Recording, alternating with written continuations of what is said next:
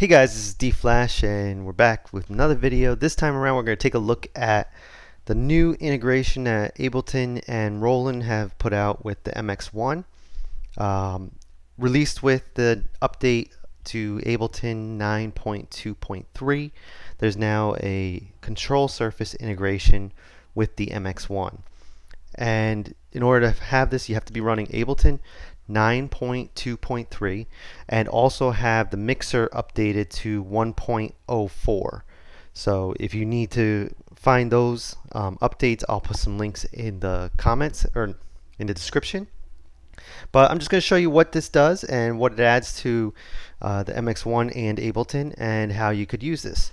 So to start, all you need to do is have the mixer in external mode, and then you hold down recall and store, and that puts it in live mode, and you'll see it on the display that it's in live mode.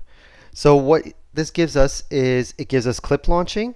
So up here aligns with the clips on scene 1, and then you can also change over to scene launching, and that will line up with your first few scenes, your first 11 scenes. Then you can turn the value knob, and that will change through or change the next block of scenes, and you'll see that reflected down at the bottom of Ableton. And also if you have it in clip launch mode, you'll see that it changes with each to reflect what clips you have available to you. So what we'll do is I'll also show you the mixer modes. You can also change, if you have it in live mode, this will adjust your sends in Ableton, and also the select buttons will change the tracks you have selected, and then also you can record arm from the surface.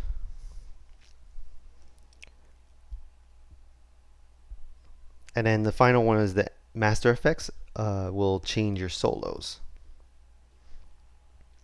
So this can be valuable if you don't have a device like a Launchpad or something like that. You can actually just use the mixer surface to launch clips.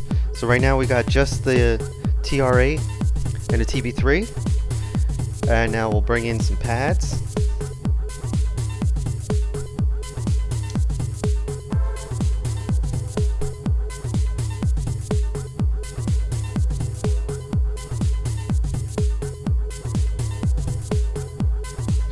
Now while you've got this going on, the volume knobs and the mutes still work just as the mixer.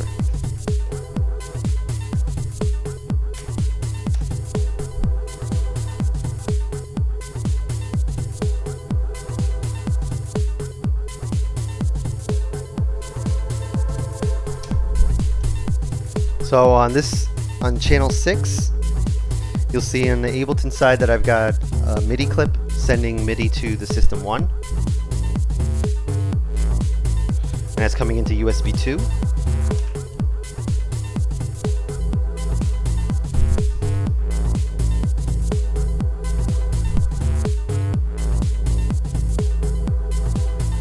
Oops.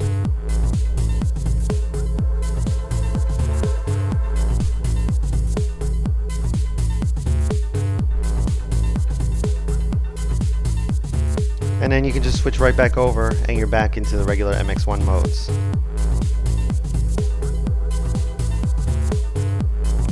Now, one thing I hadn't tried, and let's see if it works. Let's see if we put this into here. So we got USB 2 tone filter turned all the way down. Let's see if it's a soft takeover. Okay, so no, it's not. So that's just one thing that you'll have to get used to if you decide to use this. But this can become really handy because if you don't have a clip launcher like a Launchpad or Push or something like that, you can actually be pretty creative with how you use this stuff. The one thing I hope that they'll add is the ring like they have with the Launchpad, so that you can actually see which scenes you're controlling without having to look at the bottom of the screen.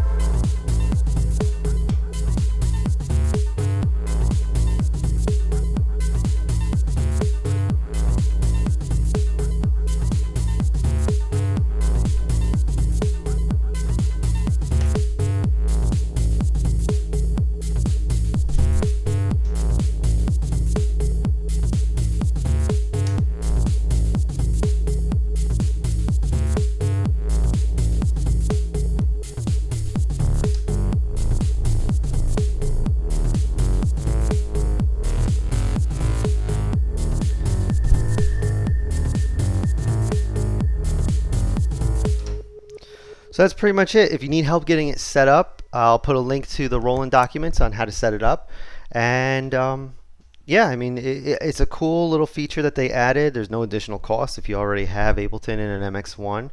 And you can kind of get creative with it without having to have any additional devices to control live. So thanks for checking out the video. If you have any tips or any creative ways that you've been using this or gonna use this, be interested to hear. So make sure you leave it in the comments, and make sure you subscribe to see what other videos we come up with to integrate Roland and AIRA and Ableton Live.